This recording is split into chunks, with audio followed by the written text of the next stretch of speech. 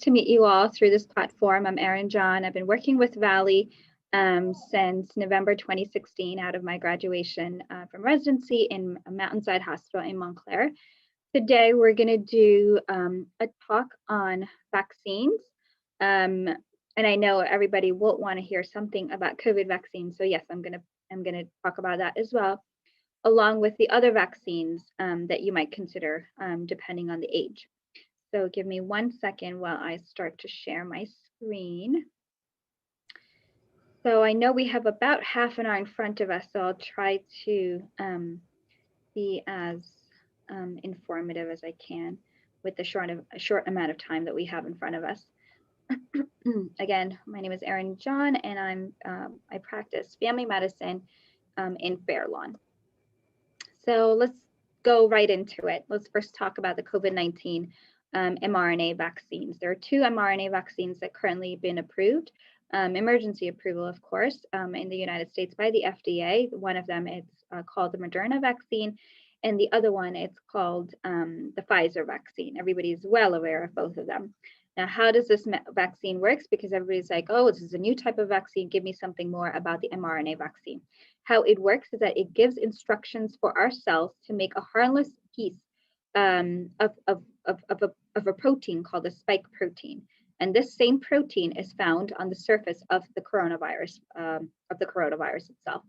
When it's first introduced into your upper arm, when you get the shot, the mRNA instructions go inside the muscle cells, and the cells use them to make the protein piece. And after that protein piece is made, the cells break down the instructions and gets rid of them.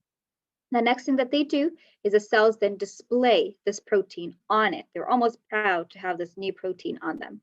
And then our body realizes there's something new here, a new protein that does not belong there, and they begin to make an immune response, thereby making the antibodies. And this is kind of like what they do with a natural infection. At the end of the process, how it works is now our bodies have learned to protect against future infections. Why? Because they made up the antibodies to that particular protein. And the benefit of the mRNA vaccine, like all vaccines, is that those who are vaccinated gain this protection without having the risk of the consequence of getting sick with COVID-19 itself. Just basic facts I want you to just know. The vaccines itself cannot give someone COVID. It does not contain a live virus, and so it cannot give you COVID. They do not interact or affect our DNA. In fact, the mRNA protein or that instruction does not cross into the nucleus where the DNA is kept in a particular cell. And so it never crosses that barrier of the nucleus, and thereby it does not interact with our DNA. Once that cell breaks down and the cell breaks down and gets rid of the mRNA soon after that they finish that particular instruction that they said, so it doesn't linger on. Now, before we talk about vaccine efficacy and effectiveness, I wanted to just explain a little bit as to what that means. What is it when they say that it's 95% effective? What does that mean? It does not mean that 95 out of every 100 people vaccinated will be protected. That's a misnomer. But it does mean that the vaccine reduces the amount of disease by 95% for the vaccinated population compared to those who haven't gotten vaccine. So let's go a little bit more. The 2 ones, the first one I'm going to talk about is the Moderna vaccine. The mRNA vaccine, we already talked about what an mRNA vaccine is.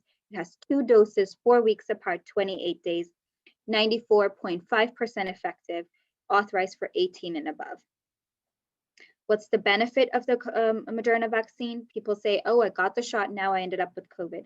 Again, that was not the end result that we were expecting. For clinical trial data demonstrated the efficacy against symptomatic laboratory confirmed cases for individuals greater than 18 years old. The overall efficacy, remember what I told you what efficacy was before, was 94.1%. More so that truly matter, the vaccine was efficacious against the COVID-19 associated hospitalizations. This was down to 89%, which was remarkable.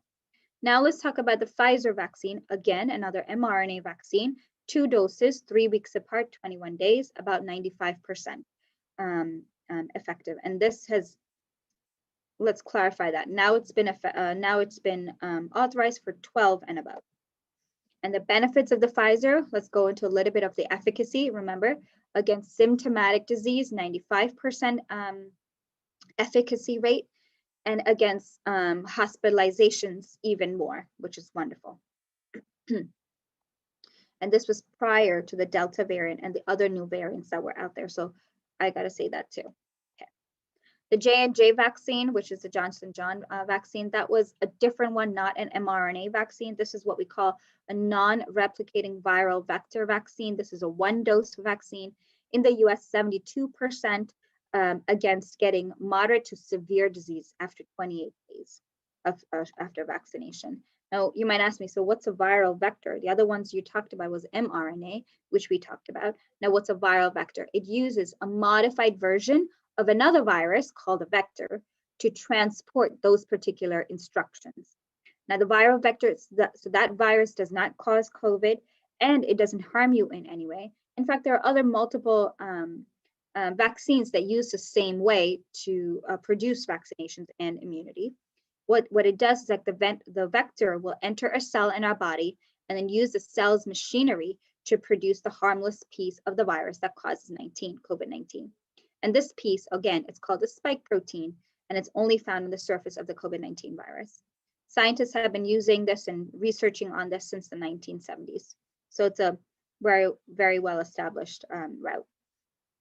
The mRNA vaccine, also very well established. It has been used for vaccinations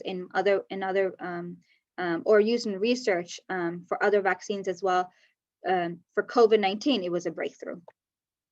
Now let's look at the real world effectiveness of the mRNA vaccines. Multiple real world effectiveness studies have been done in the United States, other countries in conjunction with regards to the efficacy rates against COVID-19. It has ranged anywhere between 64 to 99% effective. Against hospitalization, again, that's what we're looking for, 87 to 97% estimated range, which is quite wonderful. So now I want to look more into the data. So bear with me while I stop and do this.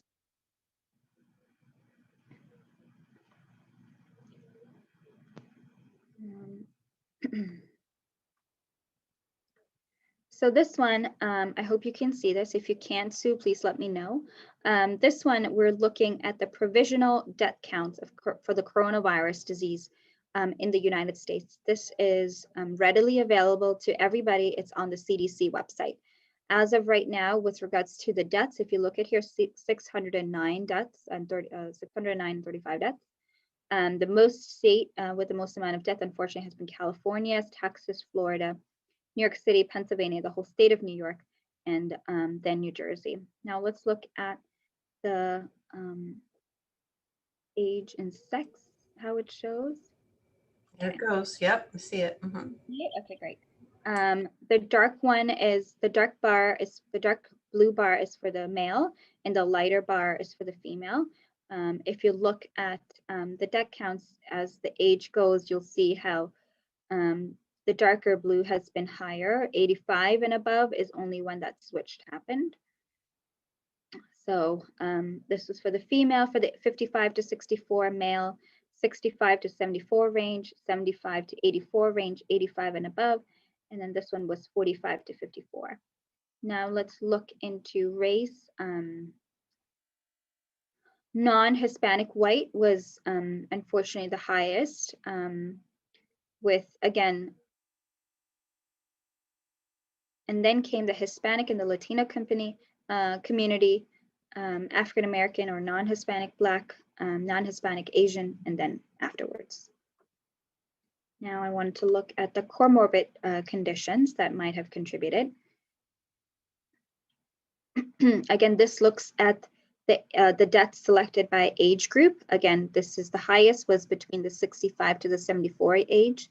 Then came the 74 to 85, and then the bell curve that we say. And the selected comorbidities that came with it: influenza, pneumonia, other causes, respiratory failure, high blood pressure, diabetes, cardiac arrest, ischemic heart disease, renal failure, sepsis as well.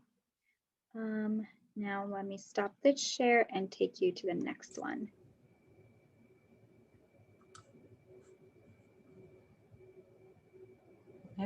see you. We're just, you're getting there. Okay, so we talked about, thank you. So we talked about the COVID-19 vaccine, and what I wanted to convey through this whole thing, A, yes, I wanted to give you a brief understanding of what that meant, and B, to understand what that means for the community and for your for the well-being of everyone else. COVID-19 vaccines were given with the endpoint data and the results showing that it decreases the number of hospitalizations and the number of complications that can happen, not how whether or not you will catch COVID. Yes, that number is also less, but the primary reason why vaccines were rolled out was to decrease the hospitalizations, thereby complications, thereby ICU admissions, thereby worse outcome. With the vaccinated and the unvaccinated community, if you look at, that number has significantly changed. Yes, there is a rise in our area, unfortunate as it might be. Throughout the rest of the country, same scenario with the Delta variant, but the number of patients getting hospitalized because of how severe it has been, if you look at the impact of vaccination, it has significantly changed, which is the primary endpoint that we were trying to drive. Now, along with all of this, I wanted to discuss the other vaccines that might have not been in the forefront of your discussion, the forefront of your mind through the whole pandemic. Sue, can you see Susan, can you see it? My sharing slide? I see overview, burden of vaccine. Yeah. Is that okay? Yeah, this is fine. So this is just, again, from the CDC website. This was done by Dr. David Kim for the immunization conference back in 2017. But the data for the other ones are quite relevant to what we're going to talk today. So I wanted to talk about it more. So there are several of the vaccine preventable diseases that's been rolled out for many, many years. And we're going to talk about each of them separately and what it means to the community. Health and the economic impact of influenza prior to COVID was the biggest talking point, right?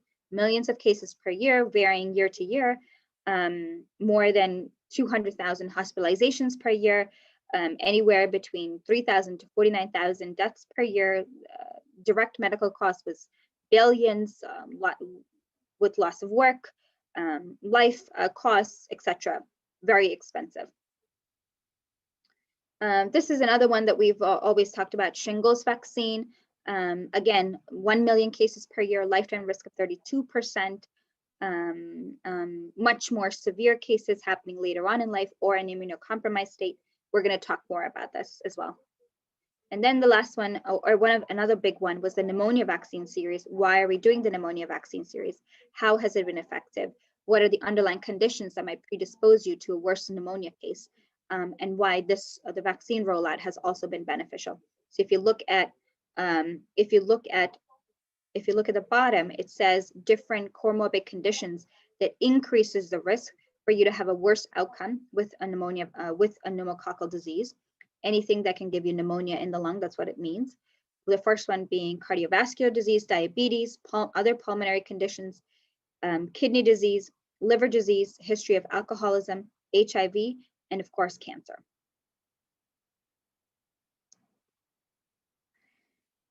One of the last ones I want to talk about was pertussis. Pertussis is probably not in your forefront as you might think about, but unfortunately there was a rise of cases, especially between 2015, 2017, 2019. Much more severe in the infant. Unfortunately, when the babies are born, they're too young to receive the vaccine. So there's been a rise to vaccine the people around them, mom, parents, grandparents, etc. And unfortunately, during those, especially in 2015 and 2016, 17, there was a significant rise in the adult population. 22% of them were among the adults. And then there was the burden of the pertussis was so bad that now we've been better with vaccinating. And we're going to talk more about what that means as well. Among the hospitalized, 61% ended up with breathing difficulties, 23% with pneumonia, 1% death. Hepatitis B vaccine. That has been rolled out for many, many years. This has been the trend for from 2000 to 2013. There were about 3,000 cases in about 2015. This is another one that's been vaccine preventable. It's the HPV vaccine for United States for cancers and genital warts. If you look at male being blue, female being the orange color, it talks about how much it increases the risk as we go up. So now let's talk about why vaccines are important and why it's important in preventing severe diseases and serious diseases. So now if we look at the impact of vaccination, especially let's start with the influenza vaccine. Depending on the year, depending on the match of that vaccine, age, and other health related comorbid conditions, 60 to 70% in young adults is a good match. 30% in adults greater than 65 for medically illness, it's often a good match. In 2016 to 2017, it was estimated that it would be about 43% against A and 61% against H1N1. Every year, a group of doctors, scientists meets in the United States somewhere around March. They look at data for how the flu cases were, usually from Australia because our seasons are flipped, so they have flu in winter earlier on in the year. And they look at to see how what was the highest flu cases and what was the viruses that were predominant. And depending on that, they decide what the cocktail, I guess, in a simple way, for the vaccine for this year should be. This year they met in March. The vaccines have already been rolled out, and it's they're focused on the quadrivalent, meaning 4 types for this year. And the most important impact was the severity of the disease. In a patient who had influenza without the vaccine, it increases the risk for MI, meaning heart attack, by 2 times. If you look at the patients with existing cardiovascular disease, it was 29% against a major cardiovascular event. It was 36%. The vaccine was effective in bringing it down by 29% for an acute myocardial infarction or a heart attack. That's a big number if you look at it, 29%. It was as good as taking the statin medications to lower your cholesterol, taking blood pressure medications, and most importantly, smoking cessation, 26%. So the vaccine was as effective in decreasing a heart attack risk for that population. And this has been recommended by the American College of Cardiology and American Heart Association. If you look at the case of hospitalizations averted by vaccine, and this is for year from 2011 to 2016, you have a range, and then 2014, 2015 probably better compared to 2016, 2015. Last year, I don't have the data in front of me, and one of my patients said, like, oh, how come we never talked about influenza so much last year? It's almost like people forgot that it existed. Not that people forgot that it existed, but last year we did have a better year compared to everything else. Was the vaccine better for the influenza? Was more people vaccinated at that point? Maybe. But to be honest though, most of them was because we were already socially distanced and we were already masked. So the number of transmission rates were much less compared to many years in the past. Let's talk a little bit more about the shingles vaccine. 51% against shingles disease, 66% effective against the post-herpetic neuralgia or that pain syndrome that can happen, and 80% effective against the prolonged cases of the post-herpetic neuralgia. And this is a non-live vaccine, so it's not a live vaccine, so it's good.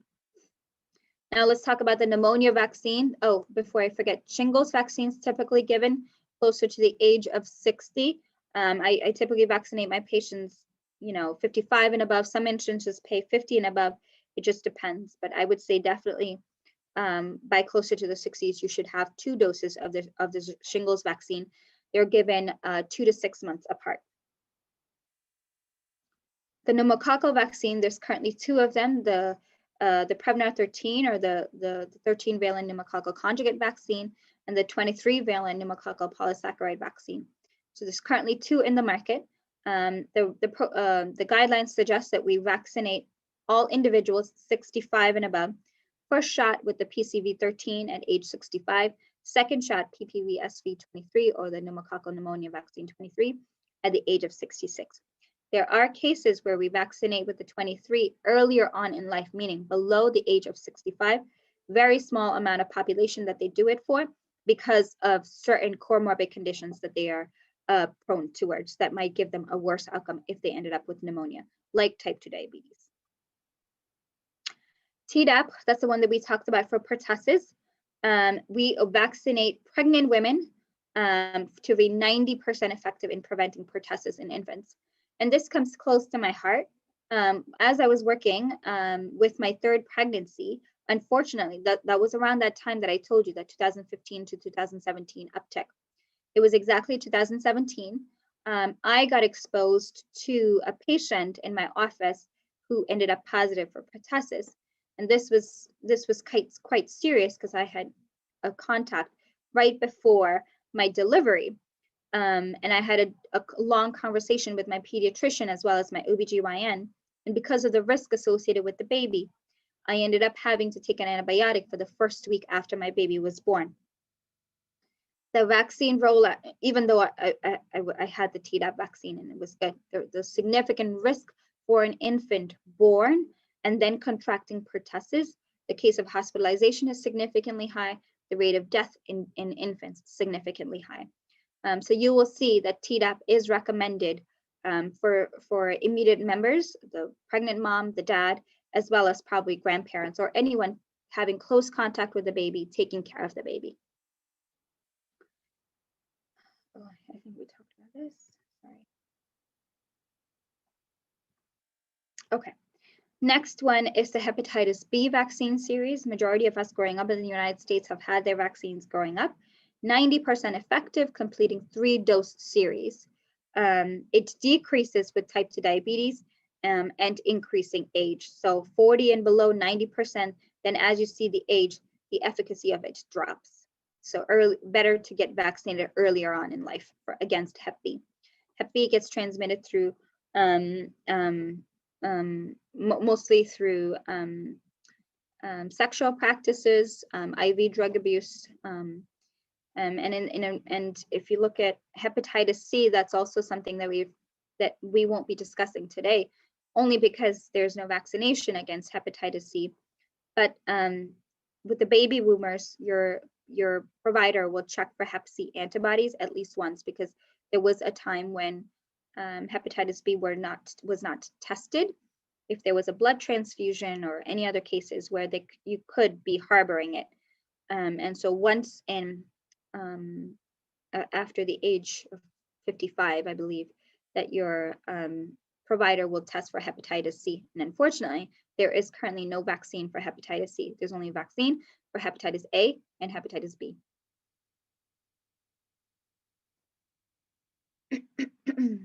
Okay, so let me just stop this share and pull up my other screen.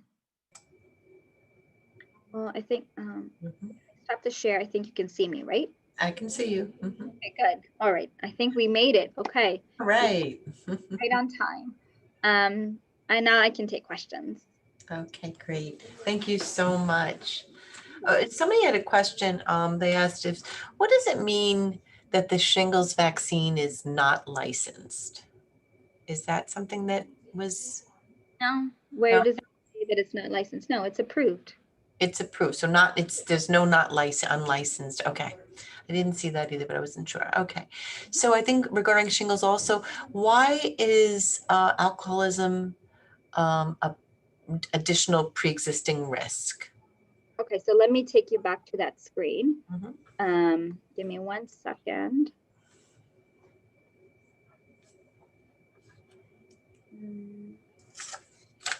Okay, so now I can hit this.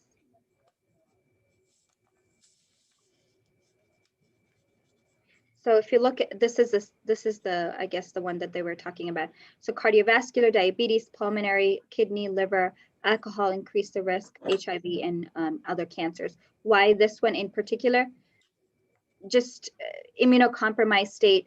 Usually with alcoholism, there's multiple other medical problems that might be ongoing, and especially a problem with the liver, or setting yourself up for an immunocompromised situation. That it in itself was not that drinking, a glass of wine. I think this is more of a substantial use that they're talking about. Okay. So somebody had a question about, allowing what kind of time between taking vaccines. What would that look like? And then I have another question. Any vaccine in particular that they were talking about? So it's Let's see, is there a sequence you should follow for the flu vaccine, pneumonia vaccine, like the shingles vaccine? Is there, how should they be spaced out? spaced apart? Perhaps? Yeah, sure. So like I said, shingles vaccine, I usually typically vaccinate my population in the late 50s, close to the 60s mark. If you have pre-existing conditions, that might change the case, or if you've had shingles at an earlier age, that might change my recommendation, and I will recommend to get it sooner, but typically closer to late 50s and late 50s, I would say. With regards to the pneumonia vaccines, there's 2 pneumonia vaccines, Prevnar 13, Pneumovax 23. Prevnar 13, typically all adults 65, Pneumovax 23, all adults 66. There are certain pre-medical conditions that predispose you to pneumonia at a younger age, like kidney failure, like cancer, like type 2 diabetes, a very small amount of population that your doctor will discuss with you why you are at an increased risk. And that person alone will get 1 shot of the pneumonia 23, at an age less than 65, 1 time only. And what was the last question? Which was the other vaccine? With regards to COVID vaccine, I do encourage my patients to not take any vaccines one month prior to the COVID shot, wait in between time, and a month after. CDC has recommended 2 weeks. I go with full 4 weeks. Okay, great. Yeah, that was the next question. Perfect. And I think, let me see if there's another question here.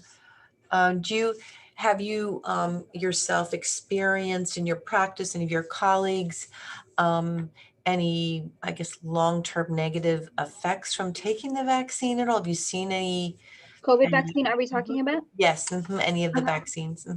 Yeah, so side effect profiles, we monitor very regularly because of all the side effects that are there. So same with drugs, injections, vaccines, has side effects. It's been vetted, which has been reassuring. In my patient population alone, our side effect profile, or I should say minimal side effect profile, is expected vastly. It's just side effect profiles are expected, like feeling chills, tired, achy, body aches. That has been multiple times discussed, but the significant side effects have been very low. In my own patient population, I haven't, which is very good. In my patient population in my office with 3 other doctors, me included, we've probably had few that had some more side effect that needed further investigation. That's good news. Absolutely good news. Wonderful. Okay, I think there might be a couple other questions. Forgive me. So someone said that they are 71, had shingles, and had the original shingle vaccine. Is it necessary to have the new 2 vaccines? What would be your opinion on that? When was the shingles disease? Oh, it doesn't say. It doesn't say. Yeah. No. So if you've had the original shingles vaccine, the newer one is definitely appropriate. I would say if you got shingles within 1 to 2 years, there's no rush to go and get it, because I assume that the disease itself, I take that back. If you've had the initial vaccine and it's been at least 3 to 5 years since that initial vaccine, then yes, go for the new shingles vaccine. If you had the disease in the last 6 months, now you can go get the vaccine. Like, you wouldn't want to get the vaccine like right after you've had the disease, because your body just created natural boost of immunity by itself. So there's no rush to go get the vaccine if you had the disease within this last 6 months. But after that, yes, you could. Okay. If you had to take all these 3 vaccines in, say, the upcoming autumn, how would you space them? The shingles, flu, pneumonia, if that was something. Yeah. You're just gonna feel crummy for a bit with all the vaccines up together.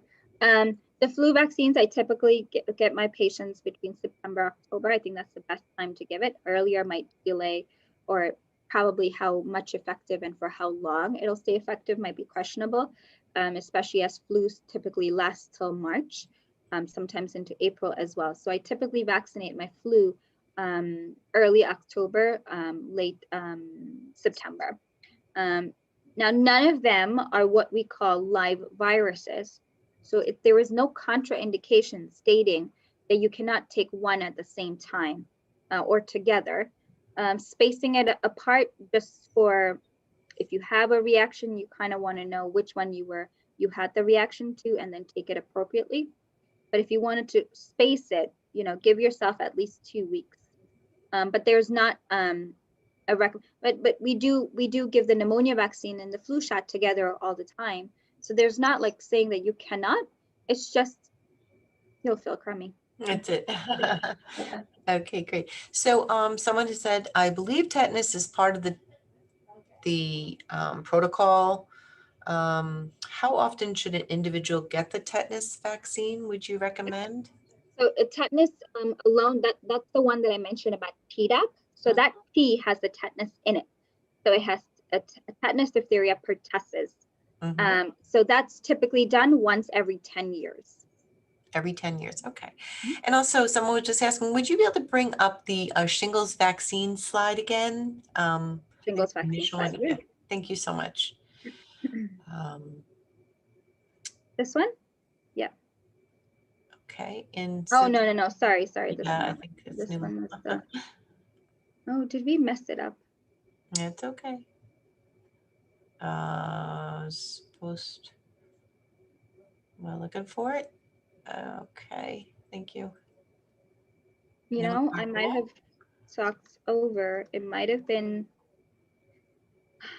It might have been the pneumonia page that we were looking at and talking about shingles. I wonder. Okay, it could have been. Yeah, I'm looking. So. Okay, if you want to talk about this page, go ahead. What about it? No, just someone had asked about bringing the shingles vaccine slide up again. Okay.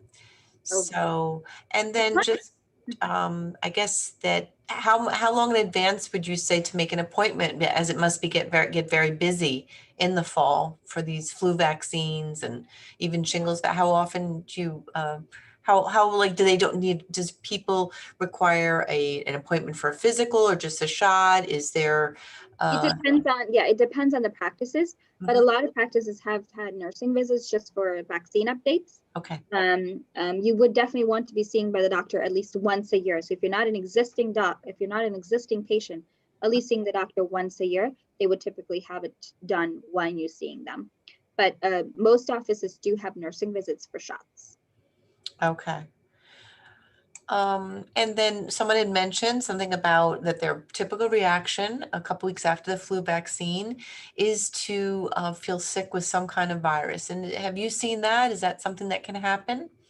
So, I've had that several times. Doc, I got the shot. I ended up getting sick. So you are, so again, the vaccine does not carry a live virus. The flu mist, which is the one that they had given through the nose a few years ago, that was actually a live virus. Now we don't have that. We have the vaccine itself, which it's not a live virus. So it's not injecting you with influenza. Now, if you catch something in that time period, because during the flu season, you're also exposed to a number of other viruses, because viruses typically rise during the fall and the winter, you might blame it on the shot. But to say that the shot itself introduced a virus, it's not, it's false. That's false. Okay. And a question about the tetanus vaccine. Are you able to get the tetanus vaccine without the pertussis part of it, or does it have to be together or combined? Yep. It just depends on which type your provider is stocking. Okay. A lot of them have plain TD, which is the tetanus one. But because of the rise of pertussis in our community, a lot of us are stocking Tdap instead. Okay. Could you go to the next slide of this one? Let's just see if the next slide was what someone was asking about. So, Oh, that person was talking about shingles with alcohol, but I think we both meant this was regarding pneumonia, okay. not shingles, pneumonia. Again, the same idea of that comorbidities still stand. Alcohol, alcoholism increases the risk for liver disease, increases the risk for other behavior that might predispose them to X amount of things. But it was not shingles. Correction, it What? was pneumonia. Yeah. Yeah, and I think someone was saying there was a shingles vaccine slide. And I think at one point it said not licensed, and I guess they were just concerned about what that meant, but I don't know if we see that. Something said not licensed. Was it the slide itself? I'm looking. Yeah. Okay, look, all right. Huh. That maybe, hold on. Right. Oh, this one. Yes, that was We it. don't, well, this is the one that we don't use. Oh, you don't use that. Okay. All right, that's good news. All right, I hope that answered everyone's questions. Well, thank you so much, Dr. John. This is so comprehensive, Thank you really for having interesting. me. You know, we've been so focused on the COVID vaccines, we've sort of, need to update our information on regular vaccines. So thank you so much.